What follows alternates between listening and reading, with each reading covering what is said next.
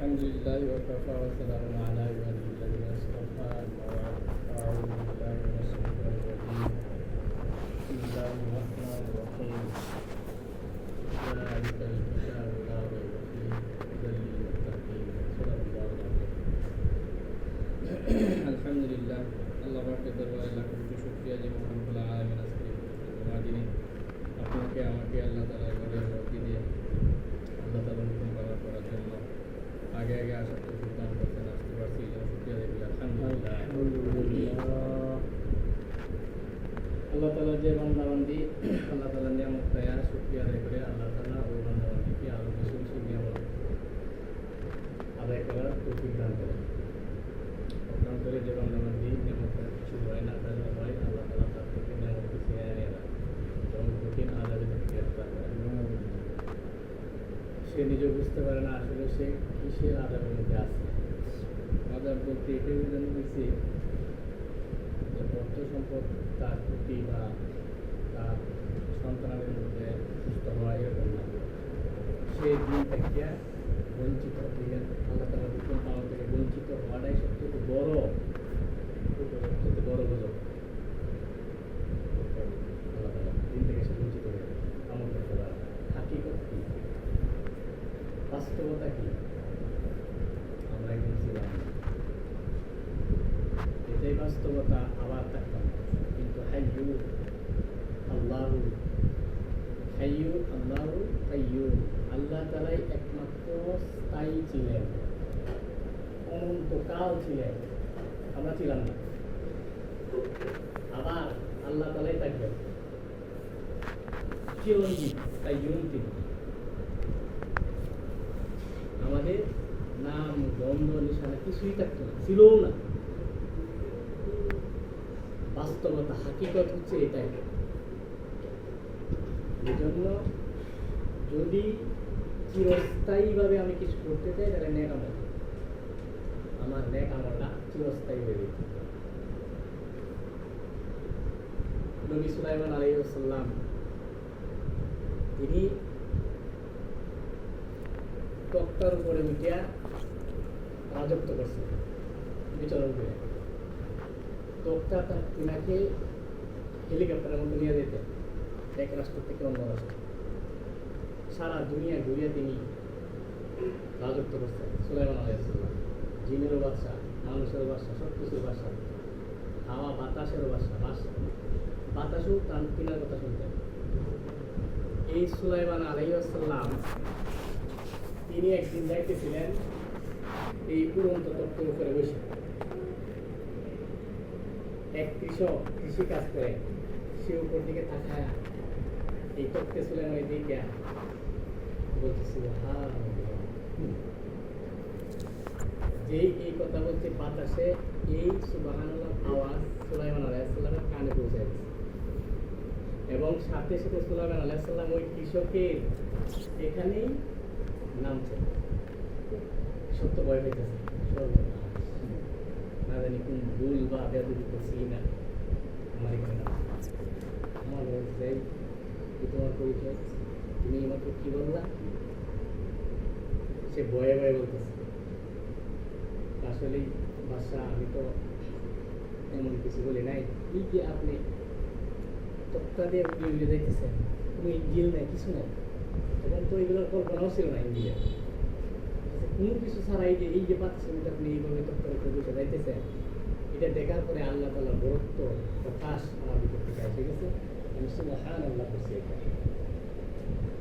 সুলাইমান আলাইহিস সালাম বলতেছে, শোনো, আমি যে এই যে রাষ্ট্র এক রাষ্ট্র থেকে আরেক রাষ্ট্রে তত্ত্বতে যাই, এই যে তুমি সুবহানাল্লাহ বলছো, এইটা চিরস্থায়ী একটা সবের ভাগিদার তুমি হয়ে গেছো। এটা মানে চিরস্থায়ী থাকবে। তোমার এই সুবহানাল্লাহর দাম আমার এই তক্তে সুলাইমানের চেয়ে, আমার এই বাদশাহীর চেয়ে, সব কিছুর চেয়ে দাম অনেক বেশি। সুবহানাল্লাহটা চিরস্থায়ী, কিন্তু আমার এই বাদশাহী চিরস্থায়ী না। আমার বাদশাহী আজ না হয় কালকে ধ্বংস হয়ে যেত, আমি মারা যাই না, আমার তক্তে সুলাইমানই থাকতো না, আমার কোনো কিছুই থাকতো না। কিন্তু তুমি যে সুবহানাল্লাহ বলছো, এই সুবহানাল্লাহর ফল অনন্তকাল তুমি খাইবা। অনন্তকাল, এটা চিরস্থায়ী। আজকে আপনি আমি দুনিয়াতে চিরস্থায়ী জিত আখিরাতের জন্য। বাস্তবতা যে জিনিসটা, আমার সামনে মৃত্যু আসতেছে, আমি ছিলাম না, আমার কিচ্ছু নাই, অহংকার করার মতো কিছু আছে না? কিছু আছে? কিচ্ছু নাই। আপনি অর্থ সম্পদ নিয়ে অহংকার, যা কিছু নিয়ে করেন, সন্তানাদি নিয়ে করেন, নিজের স্বাস্থ্য নিয়ে বা নিজের সুখ শান্তি নিয়ে, কিচ্ছু নাই। আমার যেহেতু চলে যেতে হবে, বাস্তব যেহেতু আমার চলেই যেতে হবে, সেহেতু আমার কিছুই কি নাই। কিন্তু একমাত্র চিরস্থায়ী যদি আমি কামাই করতে পারি নেক আমল, অনন্তকালের জন্য আমি শান্তি আর শান্তি পাইতেই পারি। আল্লাহ তাআলা আমাদের সবাইকে আল্লাহ তাআলা হুকুম মতো চলার তৌফিক সবাইকে দান করুন। আমিন। দেখেন, যারা বাদশাহী করছে, যারা মুসলমান ছিল, দিনদার ছিল, যারা বাদশাহী করছে, তাদের ইতিহাস, তারা কিরকম বাদশাহী করছে। আল্লাহর হুকুমের সাথে যে বাদশাহী করছে, এটার মধ্যে আল্লাহ তাআলার রহমত বর্ষিত হয়েছে। কিন্তু যারা আল্লাহ তাআলার হুকুমের বাহিরে করছে, যেমন সাদ্দাত, কারুন, নমরুদ, ফেরাউন, সকলেই গজবে, তারাও বাদশাহী করছে, কিন্তু তারা গজবে, আল্লাহ তাআলা গজবের উপর তারা বাদশাহী করছে রহমতের।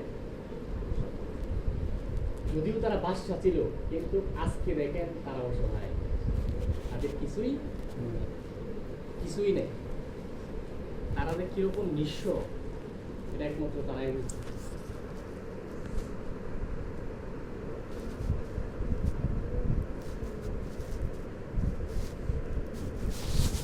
হযরত ওমর ফারুক রাদিয়াল্লাহু আনহু, হযরত আবু বকর সিদ্দিক রাদিয়াল্লাহু আনহু, হযরত আলী রাদিয়াল্লাহু আনহু, উসমান রাদিয়াল্লাহু আনহু, চারজন খলিফা, বড় খলিফা, এবং চারজনই কিন্তু রাষ্ট্রপ্রধান ছিলেন, চারজনই ছিলেন।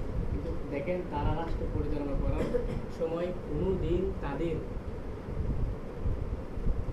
এক ওয়াক্ত নামাজ কাজা হয়েছে কিনা ইতিহাস দেখেন। আজকে আপনি আমি রাষ্ট্র পরিচালনা সাধারণ মানে কয়েক লক্ষ টাকার মালিক, অথচ আপনি আমি আল্লাহর হুকুম নামাজকে বাদ দিয়া দুনিয়ার কাছে চেষ্টা করলেও রাষ্ট্রপ্রধান হইতে পারতাম না। আপনি চেষ্টা করলেও কি পারবা? কিন্তু আল্লাহর হুকুম বাদ দেলাই, এটা দেখতে মানে কিছুই মনে করি না, তুচ্ছ একদম, মানে আমার কাছে কিছুই মনে হয় না। একদম আমার বাদ হয়ে গেল। রশিদ আহমদ গঙ্গুই রহমতুল্লাহ আলাই, ওনার তকবিরুল্লাহ 18 বছর পরে ছুটছে। কিরকম গুরুত্ব ছিল তাদের, মানে তারা হাকিকত বুঝছে, আখেরাত বুঝছে, বাস্তবতা বুঝছে। আসলে আমি তো কিছুই না, আমি কিছুই না, একটা নাপাক পানি, এর আগে আমার অস্তিত্বই ছিল না। এই অস্তিত্ব থেকে আমাকে দিছেন আল্লাহ তাআলা, আবার আমাকে কি করবেন? কবরে নিয়ে দেবেন। সুতরাং আমার সামনে কি আছে? কবর জগৎ, ফুলসিরাত, আখিরাত, হাসরের মাঠ, কঠিন জায়গা।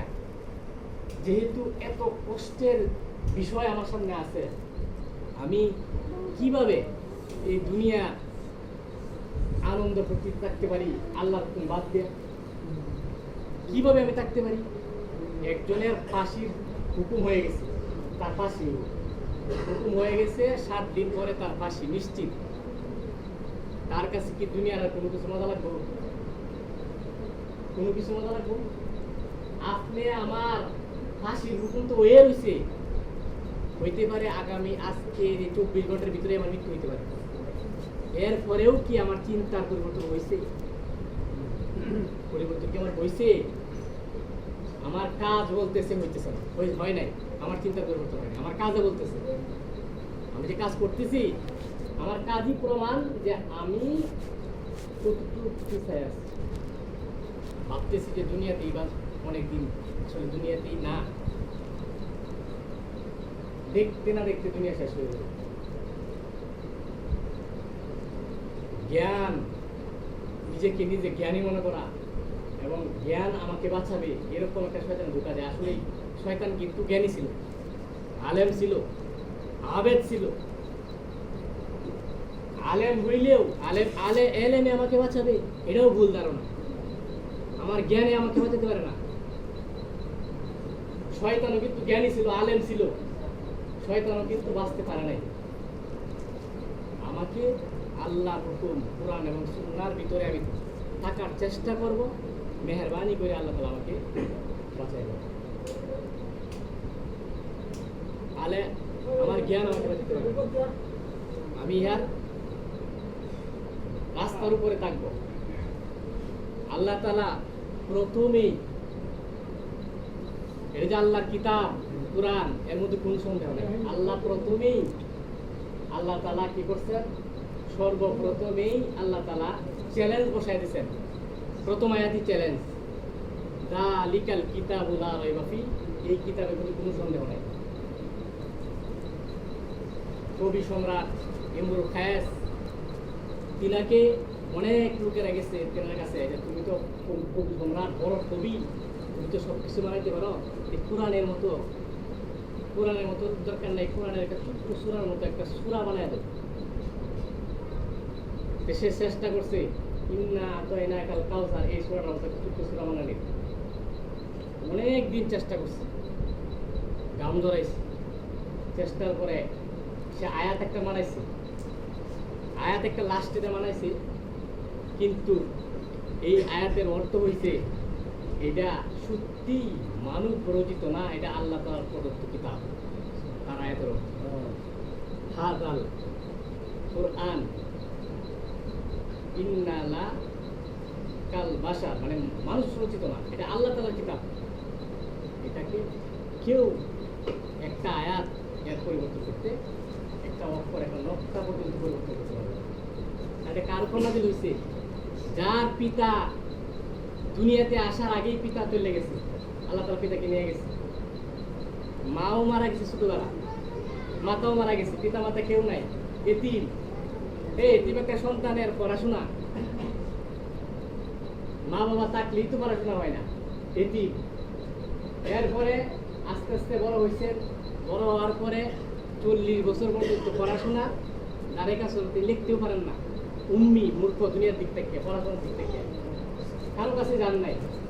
40 বছর পরে ওহী নাযিল হইছে, যার মধ্যে প্রত্যেকটা কথা, কোরআনের প্রত্যেকটা আয়াত কত সুন্দর, অর্থ কত সুন্দর। মূর্খ একজন ব্যক্তি বলছে কোরআন যে জ্বলন্ত প্রমাণ, যে কোরআন সত্য, এটার মধ্যে কোন সন্দেহ নাই। নিঃসন্দেহে যেহেতু কোরআন সত্য, কোরআনের ভিতরে যে আযাব গজবের কথা আছে, আযাব গজব সব সত্য, যে সুখ শান্তির কথা আছে তাও সত্য। এখন আপনি আমার হচ্ছে বিশ্বাস, যার এতটুকু অনুযায়ী আমরা আমল করছি, কিন্তু আপনি আমার কিন্তু 100% বিশ্বাস করা দরকার। যালিকাল কিতাবু লা রাইবা ফি, চ্যালেঞ্জ দিয়ে আল্লাহ তাআলা বলেন এটা সেই কিতাব যার মধ্যে কোনো সন্দেহ নাই। হুদাল লিল মুত্তাকিন, একমাত্র মুত্তাকিরাই এটাকে শক্ত করে ধারণ করতে পারবে। মুত্তাকি কারা? 3 জিনিসের সমন্বয়ে মুত্তাকি হয়। মুত্তাকি হচ্ছে আলেম হবে, আলেম হওয়ার পরে অর্থাৎ যেগুলা বিষয় আমাদের জানা ফরজ, এগুলা বিষয় জানাও ফরজ, মানাও ফরজ। যেগুলা বিষয় ওয়াজিব, এগুলা আমরা মুসলমান হিসেবে জানা ওয়াজিব, মানা ওয়াজিব। যেগুলা বিষয় সুন্নত, এগুলা বিষয় সমস্ত বিষয়গুলো জানা। যদি এগুলো আমি না জানি তাহলে তো আমি আমল করতে পারবো না। এই জন্য কীভাবে জানবো? কার কাছ থেকে জানবো? আমার শরীরে অসুস্থ হইলে আমি কি করি? তাড়াতাড়ি ডাক্তারের শরণাপন্ন হই। কীভাবে আমি সুস্থ হইতে পারি? ঠিক তেমনিভাবে আখেরাতে সুখের জন্য, আমার আত্মার সুখের জন্য আমার কিন্তু জানা দরকার, জানা ফরজ, জানতেই হবে। না জানলে আমি আমল করতে পারবো। এই জন্য আমার জানতে হবে। জানার পরে আমল করবেন, আমল করার পরেও আরো কথা আছে। আমল করার পরেও একটা ভিতরে একটা ভাব আসে, শয়তানে ঢুকায় দেয়। আমি তো তাহাজ্জুদ গুনার হয়ে গেছি, হ্যাঁ আমি তো এরকম আমি সাহেব হয়ে গেছি, আমি তো মাওলানা সাহেব হয়ে গেছি, হ্যাঁ এখন হয়তো আমি সার্টিফিকেট, এরকম ধরনের একটা ভাব আসে। এই জন্য তাসাউফও থাকতে হবে, আত্মশুদ্ধি, আত্মাটাকে শুদ্ধ করতে হবে, আমার আমলগুলোকে শুদ্ধ করতে হবে। এইগুলাও যদি আসে, 5 ওয়াক্ত নামাজ পড়িয়ে আমি অনেক হয়ে গেছি, এগুলা আসতে পারে। আব্দুল কাদের জিলানী রহমাতুল্লাহ আলাইহি বড় পীর, ওনার মতো বড় পীর আর নাই, বড় পীর আব্দুল কাদের জিলানী রহমাতুল্লাহ আলাইহি কাবা শরীফে গিয়া কাবা শরীফের মধ্যে মাথা এরকম মাথাকে বারবার ঢুকাইতেছেন, মাথার মধ্যে আঘাত পেতেছেন আর বলতেছেন যে হে আল্লাহ, চোখে পানি করতেছে আর কাঁদতেছেন আর বলতেছেন হে আল্লাহ, আজকে দুনিয়ার ভিতরে আমাকে মানুষে বড় পীর বলে, যদি কোনো কারণে আপনি আমাকে ক্ষমা না করেন, কাল কিয়ামতের ময়দানে যদি আমাকে উঠান, তাইলে আমাকে অন্ধ অবস্থায় উঠায়। কিরকম আমল করতো তারা, কিরকম আলেম ছিলেন। এরপরেও তিনি এই কথা কেন বললেন? আল্লাহ বেনিয়া শয়তানের আমল কম ছিল না, এরম কম ছিল না। দুনিয়া থেকে সে সত্য আকাশ পর্যন্ত আমল করতে গেছিল। আল্লাহ সমাদ, আল্লাহ বেনিয়া বেপরোয়া, সমস্ত দুনিয়ার সমস্ত জান্নাতি যারা হইব সবাইকে যদি আল্লাহ জাহান্নামে দিয়ে দেয়, কেউ কোনো কথা বলার শক্তি নাই। তিনি হচ্ছেন আল্লাহ, কারো কোনো কথা বলার এখতিয়ার নাই। আমি জান্নাতীদেরকে জাহান্নামে দিয়ে দিল, কিন্তু হ্যাঁ আল্লাহ ইনসাফকারী। যারা পরিমাণ যদি কেউ নেক আমল করেন, সেই নেক আমলের প্রতিদান আল্লাহ তাআলা দিবেন। কেউ যদি যারা পরিমাণ গুনার কাজ করেন, সেই গুনার প্রতিদান সে পাইবে। আবার যে যতই গুনাই করি না কেন, আল্লাহ তাআলা আবার বলছেন যে আমার রহমতে কেউ নৈরাশ হইও না, নৈরাশ হওয়া কুকুরি। যত গুনাই হয় না কেন, দুনিয়া সৃষ্টির থেকে কিয়ামত পর্যন্ত বৃষ্টির ফুটা পড়তে থাকে। বৃষ্টির ফুটার পরিমাণ কি পরিমাণ হইতে পারে প্রতিদিন যদি পড়তে থাকে, দিন রাতে, এত বৃষ্টি পরিমাণ ফুটার পরিমাণ যদি তোমার কবিরা গুনাহ হয়ে থাকে, এরপরেও যদি কেউ আল্লাহ তাআলার কাছে ক্ষমা চায়, আল্লাহ তাআলা ওই ব্যক্তিকে ক্ষমা করে দেবেন। আল্লাহর দয়া, আল্লাহ বলতে আমরা কি বুঝি? আমাকে আপনাকে আল্লাহ তাআলা সবাইকে আল্লাহ তাআলা রিজিক দিতেছেন। যত রিজিকের মাধ্যম আছে সমস্ত কিছু যদি আল্লাহ তাআলা বন্ধ করে দেন, পানি যদি আল্লাহ তাআলা বন্ধ করে দেন, বাতাস যদি আল্লাহ তাআলা বন্ধ করে দেন, 1 সেকেন্ড বাঁচার মতো আমাদের কোন সময় সুযোগ আছে কে? পারবো কোনো মানুষের? আমরা সৃষ্টি আর তিনি স্রষ্টা, তিনি হাইয়ুল কাইয়ুম, তিনি চিরঞ্জীব, চিরস্থায়ী। তিনি ছিলেন, আছেন, অস্তিত্ব আছে। আমাদের অস্তিত্ব ছিল না, আল্লাহ দিছেন, আবার নিয়ে যাবেন। আমাদের অস্তিত্ব নাই, থাকতো না আবার। কিন্তু আল্লাহ তাআলার অস্তিত্ব হচ্ছে তিনি ছিলেন, অনন্তকাল ছিলেন, তিনি থাকবেন। তিনার অস্তিত্বের মধ্যে কোনো বাটা নাই, জোয়ার বাটা নাই, উঠতি কমতি নাই। এই জন্য আল্লাহ তাআলাকে আমাদের চিনতে হবে। কবরের কথা বেশি বেশি স্মরণ করতে হবে। আমার কবর সামনে, আমার ফুলসিরাত সামনে, বাস্তব আসতেছে, আমার কবর আসবেই, এর থেকে বাঁচার কোনো কি নাই, পথ নাই। এগুলা নিয়ে মোরাকাবা করা, যখন এগুলা নিয়ে বেশি বেশি মোরাকাবা করব, তখন দুনিয়ার থেকে আস্তে আস্তে আস্তে আস্তে আমার দুনিয়ার যত ঝামেলা আছে এগুলো আস্তে আস্তে কমে দেবে। আমরা চাই দুনিয়ার ঝামেলা, দুনিয়ার বড় লোক হওয়ার জন্য চেষ্টা করি। কিছুদিন আগে আমি একটা ভিডিও দেখছি, 5-2 মিনিটের একটা ভিডিও। আমি দেখলাম যে একজন হুজুর বক্তৃতা দিতেছে অন্য দেশে ভাষায়, এটা আবার বাংলায় বলা হয়েছে। বক্তৃতার অনেক সুন্দর লাগছে, আমার অনেক ভালো লাগছে, শিক্ষণীয় অনেক বিষয় আছে। এক লোকের নদীর ধারে তার ব্যবসা ছিল, অনেক বড় ব্যবসা, প্রতি মাসে 1 কোটি টাকা তার ইনকাম হইতো, লাভ ইনকাম হইতো 1 কোটি টাকা মাসে। অনেক বড় ব্যবসা না, অনেক কর্মচারী আছে। এই ব্যবসা তিনার একজনের মেনটেন করা কিরকম কঠিন, কোন থেকে মাল আইব, কোথায় মাল যাবো, কি করবো, কোথায় কত টাকা আছে, প্রত্যেক কি মানে মেনটেন করা বিরাট কঠিন। তিনার এই নদীর ধারে এই ব্যবসা একদিন নদীর থেকে ঝড় উঠিয়া সব ব্যবসা নদীর ভিতরে নিয়ে গেছে। ভালো ব্যবসা ছিল অনেকের, সব ব্যবসায়ী নদীর ভিতরে নিয়ে গেছে। তো বুঝেন বিশাল নদী, এখান থেকে এক টাকা তোলার মতো কোনো ভাব। এখন এই লোক তো দৃশ্য হয়ে গেছে, আর যখন সব ব্যবসা নিয়ে গেছে নিঃস্ব হয়ে গেছে না। এখন নিঃস্ব হয়ে যাওয়ার পরে এই লোকের কি করা উচিত? মদের বোতল দেওয়া উচিত না? নিঃস্ব হয়ে গেছে, কিছুই নাই, শেষ। কিন্তু এই ব্যক্তি মসজিদে চলে গেছে, তিনি নামাজি ছিলেন। মসজিদে চলে যাওয়ার পরে তিনি নামাজ পড়তেছেন, নামাজ শেষে দোয়া করতেছেন। দোয়ার আওয়াজ একটু জোরে জোরে তিনি করতেছেন, চোখে পানি পড়তেছে আর দোয়া করতেছে যে আল্লাহ আমাকে তুমি মুক্তি দিছো, তোমাকে পাওয়ার রাস্তা সহজ করে দিছো। এতদিন আমি এগুলো মেনটেন করতে গিয়া তোমার হুকুম পালন করতেও তাড়াহুড়া করেছি, এখন থেকে আর আমার কোনো ঝামেলা। এই দোয়া করে তিনি শুকরিয়া আদায় করতেছেন। আপনি আমি বলি কি করতাম? দুনিয়া যেভাবে কামাই করার চেষ্টা করতেছি আমরা, আল্লাহর হুকুম বাদ দেয়া কামাই করেন আপনি, চলার জন্য করতেই পারেন, করতেই হবে, এটাও ফরজ। কিন্তু কিভাবে? আল্লাহর হুকুম বাদ দেয় না, আল্লাহর হুকুম বাদ দেয়া করবেন না। রশিদ আহমদ গঙ্গুই রহমতুল্লাহ আলাইহি 18 বছর পরে তাকবীরুল আসছে একবার। বাদশাহ আলমগীর আসরের নামাজের শুরু এই নফল 4 রাকাত কোনোদিন ছাড়েন নাই। বাদশাহ হওয়ার পরেও, বাদশাহ কি ঝামেলা কম, বাদশাহ হওয়ার পরেও কিনা 4 রাকাত আসরের নফল নামাজ ছাড়েন নাই কোনোদিন।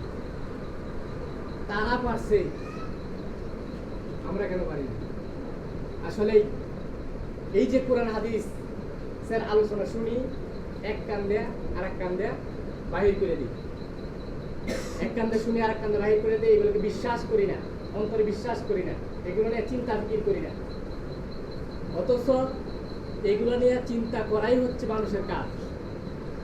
মানুষকেই আল্লাহ তাআলা দিয়েছেন চিন্তা শক্তি। কোনো গরু কি চিন্তা করবো? এর কাজ একটাই, গোয়াল থেকে বাইর হইব, খাওয়া শুরু করবো, রাত্র পর্যন্ত সে খাইতেই যাবে। পায়খানা করবো, খাইবো পায়খানা, খাইবো পায়খানা, তার চিন্তা আর কোনো। তার মাথা আমার মাথার থেকে অনেক বড় না? তার মাথা আল্লাহ তাআলা ব্রেন দেয় নাই কেন? চিন্তা শক্তি কেন দেয় নাই? তাকে বানাইছে আমার জন্য। দুনিয়াতে যা কিছু আমরা দেখি সমস্ত কিছুই আমাদের গোলাম, আমাদের গোলাম। বাতাস আমাদের গোলাম, বাতাস যদি বন্ধ হয়ে যায় সবাই মরে যায়।